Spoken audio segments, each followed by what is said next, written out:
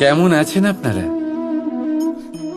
জিজ্ঞেস করলাম এই কারণে, কারণ আজকের দিনে দাঁড়িয়ে আশেপাশে যাকেই দেখছি সে দুঃখী আর ব্যাকুল।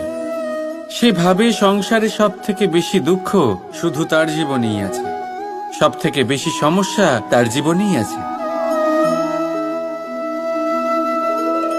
সংসারে এমন কেউ নেই যার জীবনে কোনো সমস্যা নেই, আর সংসারে এমন কোনো সমস্যা নেই যেটার সমাধান মানুষের কাছে নেই। কিন্তু সেই সমাধান খোঁজার জন্য নিজের বন্ধ দ্বারগুলিকে খুলে এগিয়ে যেতে হবে, সাহস করে এগিয়ে যেতে হবে।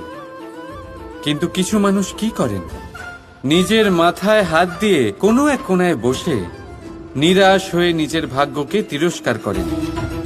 না, এটা কখনোই করবেন না। কর্ম করুন।